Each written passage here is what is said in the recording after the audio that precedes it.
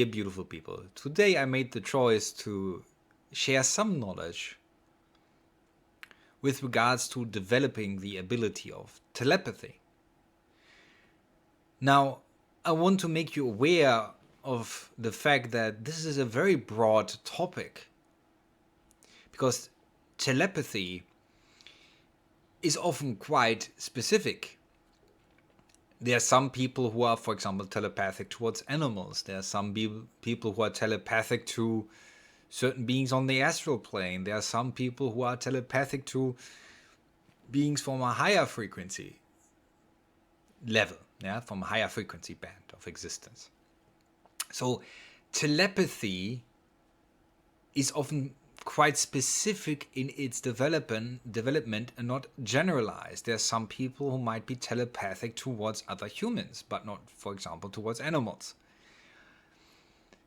There are reasons for this. It has to do what they're being called deep down to develop. So some feel they need to work, for example, as an animal communicator. Some want to channel higher beings. Some might have contacts with multidimensional beings from other planets, and so on. So what we feel inclined to develop has to do with our passion, our intuition. This is what we give attention to. Now, but there are certain general prerequisites in order to develop telepathic ability. This is a phenomenon that will increase more and more in humanity. Some of you might already sense this, that you become more intuitive, and maybe your telepathy doesn't work in thought, but maybe in imagery or in feelings. Some mediums have all of these components. They feel, they sense, they perceive telepathic thoughts and visions all at the same time. So you see that even the bandwidth or the amount of channels that are available, or you could say portals or dimensions that are available to a channeler, can vary based on their practice, based on what they have developed. So you understand, for example, that technology is also divided in frequency bands. What an old TV from the 80s and 90s could receive is different from something that today can receive Wi-Fi. These are different frequencies that are being interpreted by technology. And in a way, you can understand that your nervous system, if properly trained, is a form of technology as well, but a natural technology. So if your nervous system has learned to tune into, for example, feelings, and someone else's nervous system is tuned into thought communication, or someone else's nervous system is tuned into receiving visions, then their nervous systems are differently tuned, so they're perceiving different information. In a way, some people see colors differently than others. And it's a little pointless to debate the way in which we see colors, because if someone sees green not as green, they don't see it as green. No amount of debate is going to make a difference when you insist that you see it as green, but they see it as blue. So understand what spectrum of the energy that we receive we can interpret in a coherent way that it would show as a structure of understanding, or conceptual understanding, or visual understanding. There's a great variety there. So we need a certain compassion, a certain patience when we speak to each other, because of these different levels of information that we receive. Now, in order to develop telepathy, what we need to master first is to still our minds.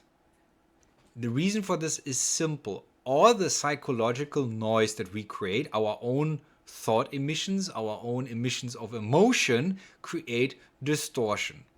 So imagine this. If you have an old TV from the 80s and it is receiving a radio signal, if a different signal that operates on a similar frequency is coming in, you will experience distortion on the movie screen, on the TV screen. So basically the image is not coming out in a proper way. There will be fragments on the movie screen that are interfering with the signal.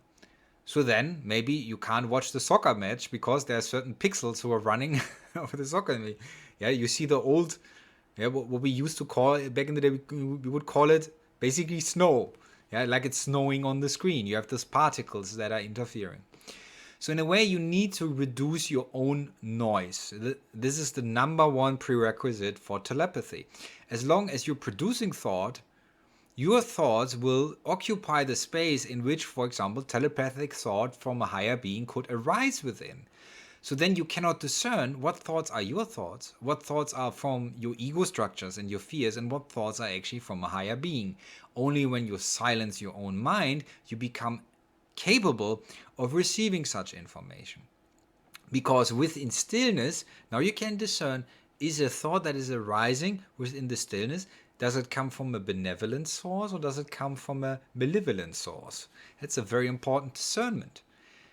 Yeah? Discernment is key for telepathy and in the end channeling. If you are telepathic at some point, when your channeling reaches a certain speed and interpretation level, then you can begin verbalizing it. But in the beginning, it would be very wise not to do that yet, because a lot of what you are receiving might actually be lost in translation. So, stilling your mind, number one prerequisite. How do we develop that? Well, practicing acceptance. How do we practice acceptance? Practicing meditation. What does that mean? We sit and we allow all that is. We accept all the psychological phenomena, all phenomena in the body, all phenomena around us. And when we stop reacting to that, when we are abstinent from responding to that, our psyche will start quieting down and enter a state of stillness. It will reach the 0 point. Now, everything that begins oscillating, suddenly rising from that 0 point, will be very obvious. We will be much more sensitive to thought communication when our own psychological activity is calming down. Suddenly, if there is a frequency or some sort of oscillation, some sort of vibration that starts rising from the stillness, it sticks out in a very obvious way. And then we realize, oh, that's telepathic communication. That's not my own thought. So when you achieve stillness, the development of telepathy becomes possible. Then, of course, at some point we need to practice with the third eye. Meditate on that and learn to charge it up. I've made other videos on that, so I'm not going to speak about that in detail here. So stillness, activating the third eye, is the beginning of being able to download information from higher dimensions. Now, why do certain channelers say that they're, for example, channeling the same being, for example, an ascended master, but they're channeling contradicting information? Well, it depends on how clear is the channel, how pure is the channel in their own energy. Because if we don't do our shadow work, our shadow aspects are gateways to the astral plane, so dark entities or entities of a lower frequency can then basically inject their own telepathic thoughts into a communication with a higher being. So basically you can receive a communication from a higher being, and suddenly a communication from a lower being is also entering. Now, if you're now not discerning, let's say first sentence is from a higher being, second sentence is from a lower being, and you will just channel it, you will obviously channel a distorted picture of what actually the higher being wants to transmit, because there has been interference. Now, if you don't clear your own shadow aspects out, then you're not conscious of the fact that there's interference. And then it might be pretty obvious that certain mediums, they are not frauds, they're not charlatans, they're simply not conscious of the fact what of the energy is distorted energy and what of the energy comes from a purer source, because it's mixing in their perception, is mixing up, it's creating a cocktail. So once we start becoming telepathic through our meditation practice, what is very important is to practice with those higher beings. So in my experience, it worked like this. I would receive a thought, and then a next thought would come, and if that thought was inaccurate, I would hear or see the word distortion. So there was a warning from the higher beings, this sentence is not accurate. And then I would ask, what's the percentage of the distortion? And they would give me a percentage. For example, they would say the accuracy was 74 point something percent. So then I'm aware, okay, there's 26% distortion in there, so I have a shadow aspect that is filtering out 26% of the information because there's some sort of ego resistance. So then I would ask them to paraphrase this. Can you paraphrase the information in such a way that it gets past my egoic defenses? So the higher beings would then try to get past my defenses by reframing the information. And then through the reframing of the information, I would get a sense of where my resistance is. And then, okay, so what's the shadow aspect here? And then the shadow work would begin in the dialogue with the higher beings. And when listening to the higher beings, just through the exposure, my mind would slowly begin to learn what is an ego structure and what is actual teaching. Because now the mind is, for the first time in a long time, so to speak, receiving information that did not come from a worldly source. So the love system or the Christ system then slowly begins overriding the ego system that is based on fear. But the mind, of course, a lot of times will create interference because the mind has questions and the mind is in doubt and the mind has experienced abuse.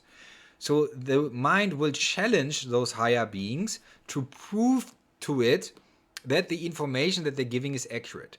And this is where basically the higher beings will enter a Socratic dialogue with your mind. And the more you allow the dialogue, the more the mind will realize the superior logic or the more coherent understanding of a higher place and will slowly sacrifice its separate activity. So it will slowly reduce its distortion level. Now, through the exposure, of course, to the higher energies, there's also an adaptation process that happens subconsciously because your nervous system is designed in such a way that it will try to make every activity in your life more efficient. If you play a certain sport, if you play soccer, for example, or basketball, the more you play it, the more efficient your nervous system will get into translating your intentions into movement and so on. So basically, if you're exposed to a certain frequency of energy, your nervous system will over time be more efficient and it will cause less strain and less concentration to interpret those signals that you're getting. So for those of you who want to become channels, it's very important that you understand it will take time to develop that. Not only that, depending on what type of channel you are, for example, depending on the vocabulary that you have you read many spiritual books? Have you educated yourself on certain topics, for example, with regards to science, or are you knowledgeable in cultural and religious aspects? The higher beings can only use your ability as a channel to such a degree that you can express yourself, because they will use your mind like a dictionary. They will scan for the words, and then the word that is most accurate or most appropriate with regards to the energy that they're sending you, the word that is most closely a match to their intelligence, they will want to express. So the bigger your knowledge is, for example, in science, in psychology, in spirituality, and so on, the more you can express as a channel. So this is why some channels are channeling more simple information. Some channels are channeling more complex informations, even though they might channel from the same beings, because the beings can only use an instrument that is tuned into a certain degree and that has a certain complexity or vocabulary or tools available to express itself. So this is also the reason why there is a difference in channeling between different channelers. The next reason is, of course, again, is the shadow aspect. How much shadow aspect does someone have? So can they channel on a certain topic, or do they have bias? So when the channeling information is entering their consciousness, is their own belief matrix, is their own, let's say, ego structure blocking that information, yes or no? This is why you sometimes will see that different channels will express contradicting information, even though they're saying they're channeling from the same source, because they might only be able to channel that source to 50% or 60%, and someone else might be able to channel that source to a degree of 90%. And those who have less accuracy will have higher shadow aspects, so distortion of lower energies will enter, and then you have the contradicting information. So the duty of a channel needs to be to do the shadow work, to polish all aspects of the diamond, to have no dark aspects that would block out the higher light frequency when we start channeling. So, achieving stillness through acceptance, shadow work, meditating on the third eye, at some point Kundalini practice to enhance our psychic ability further. And yet the need for discernment, the need for higher precision will not leave you. This will be a continuous process, even years later in your development practice. So, this is a very general expression of how to develop telepathy. There are much more specific things when it comes to fine-tuning, but I hope this serves you as a starting point so you can develop your own fundamentals of how to tune into higher intelligences. Contemplate about that, my friends. Be well. Have a beautiful day.